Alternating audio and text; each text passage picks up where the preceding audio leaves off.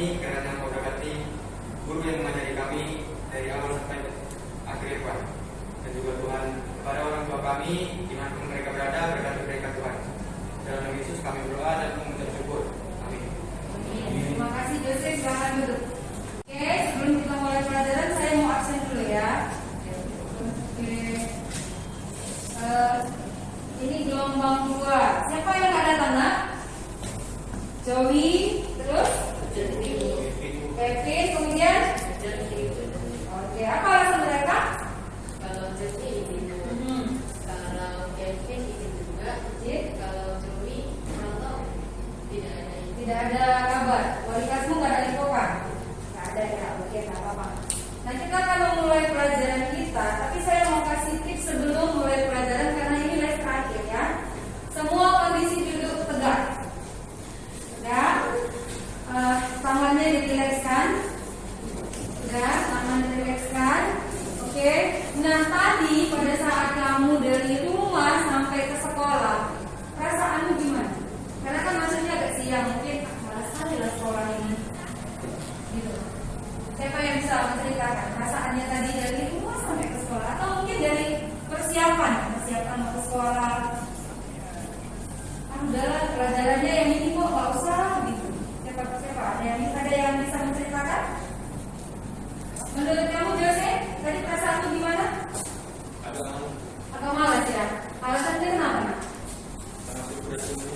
Karena sudah siang. Ya Jeffrey, malas datang ke sekolah atau apa ini? Malas. Kenapa malas nak?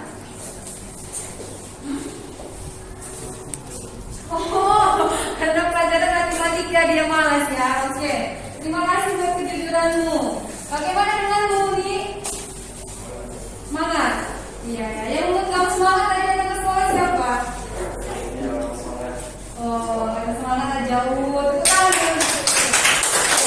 Tapi seperti ini anak ya. Mau masuk pagi, mau masuk siang, karena memang tujuanmu adalah sekolah, menjadi orang yang sukses, yang harus datang ke sekolah. Yang berapapun pembelajarannya tetap harus semangat. Ya. Oke, terima kasih buat anak-anak ibu. Nah, kembali silakan tegakkan dulu semuanya, jangan terlalu tegang, rileks karena ini pelajaran yang terakhir. Oke. Coba semuanya kondisi stop. Ya, artinya aktivitas stop. Tenang. Stop, udah tutup mata. Tutup mata semuanya. Sudah, tutup mata. Rilekskan pikiranmu, tenangkan pikiranmu supaya kita bisa memulai pelajaran kita. Setelah itu, tarik nafas dalam-dalam. Keluarkan pelan-pelan.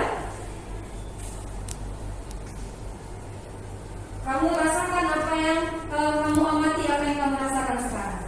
Apakah kamu merasakan karena sudah siang lelah, atau kamu merasakan kayaknya ini pelajarannya sudah membosankan, les terakhir. Gunanya kita ini saat ini adalah keterampilan sosial emosional. Emosi kita mau kita stop, artinya kita membuat supaya kita lebih semangat belajar dan sudah lebih enjoy.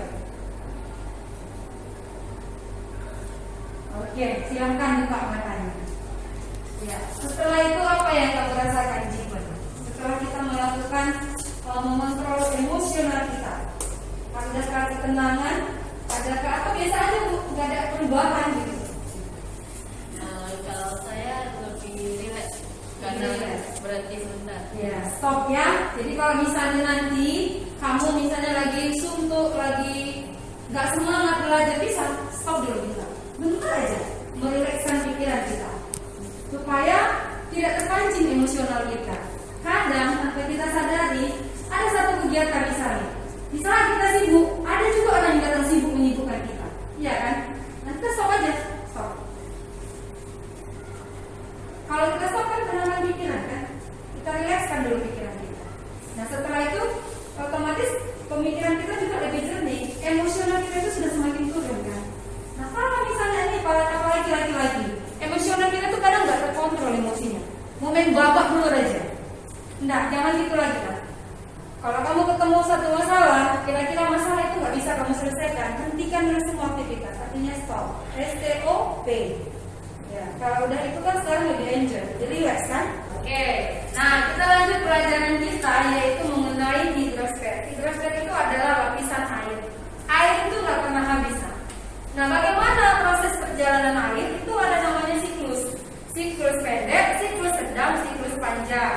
Tapi di dalam tujuan pembelajaran kita, peserta didik dapat menganalisis dan mengidentifikasi siklus hidrosfer atau siklus hidrologi. Sebelum kita pelajari itu, ada yang tahu? Kita boleh refleksi ya, refleksi pelajaran yang sebelumnya. Ada yang tahu? Atau ada yang masih ingat ya? Ya, Kevin. Sebelumnya kita pelajari tentang angin, Bu. Angin ada dua, angin muson dan angin lokal. Ya, yang lain ada lagi? Ya, Jesslyn. Ada klasifikasi iklim. Yang pertama klasifikasi iklim berdasarkan letak lintang geografis. Lalu yang kedua klasifikasi momen. Lalu yang ketiga klasifikasi seismik Ferguson. Iya, jadi itu hubungannya pelajaran kita yang tentang angin, tentang iklim ya, sampai ke kita tentang lapisan air. Jadi sebelum itu pelajaran kita masih mengenai atmosfer. Atmosfer itu cuaca dan iklim, ya kan? Nah ini hubungannya dengan air. Tadi seperti yang Ibu sampaikan, air itu nggak akan pernah habis. Ya, air mengalir itu terus jalan ya, nggak akan pernah habis. Artinya kita akan mengetahui jawaban kenapa tidak pernah habis dari siklus itu. Ada siklus pendek, ada siklus sedang, ada siklus panjang. Nah, untuk kita lanjut pelajaran kita ini, saya membagi 3 kelompok. Nah, kelompok yang pertama saya sebut kelompok truthful, kelompok yang kedua obedience, kelompok yang ketiga polite. Lihat bukumu mengenai hidrosfer, itu ada tadi Ibu katakan siklus pendek, siklus sedang, dan siklus panjang ya. Nah, ini bisa kamu lihat coba sebentar ke depan. Hidrosfer berasal dari kata hidro yang berarti air, dan selanjutnya sfer itu yang berarti lapisan. Maka dikatakan hidrosfer itu adalah tubuh air atau lapisan air yang menyelimuti bumi, baik yang berbentuk cair, salju maupun es. Jadi ilmu yang mengkaji tentang keadaan itu adalah hidrologi. Paham ya? Nah itu refleksi untuk materi kita yang sekarang ini. Nah sekarang Ibu bagi kelompok. Tadi dari katakan ada kelompok truthful, obedience, kemudian kelompok polite. Ya. Nah ini tentang kesiapan belajar kamu. Ya ini kesiapan belajar kamu pada materi hidrosfer. Oke. Nah saya akan bagi penugasan sama kamu. Nah kalau kelompok truthful itu penugasannya yaitu mengenai identifikasi. Ya, mengenai identifikasi tentang siklus hidrologi. Ya. Nah, coba lihat, ada kan di sini peserta didik diminta menganalisis siklus hidrologi atau dikatakan juga menganalisis karakteristik. Nah, kemudian yang kedua kelompoknya obedience. Kelompok obedience itu peserta didik langsung mengamati video tentang siklus hidrologi. Nah, kelompok 3 nanti kalian mencari sebenarnya siklus hidrologi itu siklus pendek, siklus sedang, siklus panjang itu apa. Sudah? Pembagian tugasnya kelihatan berbeda kan? Oke, itu bisa kita kerjakan sekarang juga. Silahkan kamu diskusikan dulu. Nah, kalau kelompok ini boleh pakai handphone. Keluarkan handphone masing-masing, kamu cari tentang siklus hidrologi. Pakai handphone masing-masing. Ayo.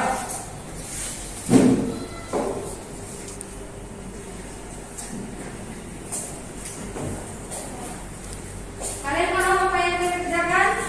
Mencari gambar tentang 3 siklus itu. Itu ya, gambar siklus pendek, siklus sedang, siklus panjang. Gambarnya dicari, udah? Tapi kalau apa keterangannya, jadi supaya kita tahu siklus pendek itu apa, siklus sedang dan panjang itu apa. Nah, kelompok ini tahu tugasnya cari video, ya, video tentang siklus hidrologi. Jadi 3 siklus itu harus kalian cari. Kemudian kalian ceritakan kembali apa yang kalian pahami tentang 3 siklus itu. Sudah? Nah ini kelompok ini menganalisis siklus itu. Karakteristiknya apa sih dari 3 siklus itu? Silakan.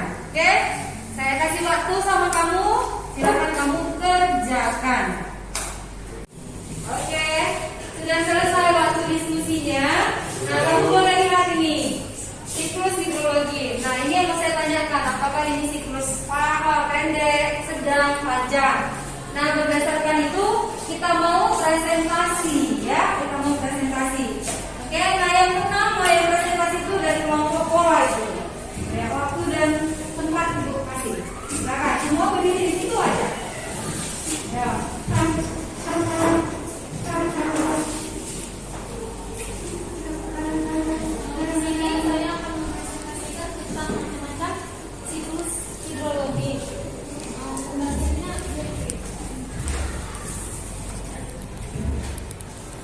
Baik, siklus air pendek itu diawali dari evaporasi air laut dan atmosfer. Pada ketinggian tertentu, uap air akan mengalami kondensasi yang akan membentuk awan. Awan yang tak mampu menampung air akan mengalami presipitasi dan terjadi juga ketika air jadi kembali ke laut. Sedangkan untuk siklus sedang terjadi ketika air laut menguap. Uap air dibawa oleh angin menuju daratan. Kemudian di ketinggian tertentu, uap air mengalami proses kondensasi menjadi awan. Awan kemudian menjadi hujan yang jatuh di daratan. Siklus panjang diawali dengan evaporasi dan kondensasi air laut. Awan ini terbentuk dibawa oleh angin ke tempat yang lebih tinggi dari daratan. Awan ini terbentuk tadi tergabung dengan uap air yang berasal dari evaporasi danau dan sungai serta transpirasi keluar. Oke, nah itu tadi menurut pemahaman mereka menerangkan bahwasanya 3 siklus hidrologi. Ya, kita berikan aplaus dulu untuk mereka. Nah, sekarang kita mau presentasi dari kelompok pola berdasarkan video yang kamu amati. Silakan. Ya. Baik teman-teman, selamat siang. Kami dari kelompok Obinix ingin mempresentasikan. Tadi ini saya serahkan kepada Kira. Dari waktu yang diberikan sama ibu ini, kami mendapatkan 2 siklus, yaitu siklus pendek sama siklus sedang. Nah, siklus pendek ini mengalami beberapa tahapan, yaitu ada 4 tahapan. Nah, ada tahapan evaporasi, kondensasi, dan periodisasi. Nah, tahapan evaporasi ini air menuju ke atmosfer. Nah, jadi yang utama ini adalah matahari. Matahari menuju ke sumber air dan air menguap.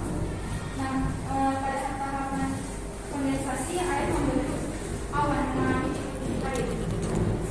Pada tahapan ketiganya, yaitu periodisasi, yaitu air jatuh kembali ke laut. Nah, pada siklus sedang ini ada beberapa tahapan sama seperti siklus pendek, yaitu evaporasi, kondensasi. Nah, bedanya itu ada di adveksi. Jadi siklus ini airnya jatuh ke darat.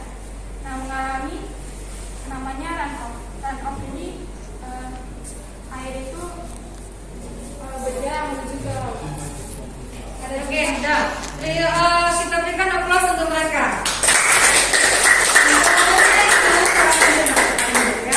Nah, ini kita berikan bagaimana sih menurut kamu berdasarkan analisis kelompokmu mengenai karakteristik hidrologi. Silakan kelompok tersebut.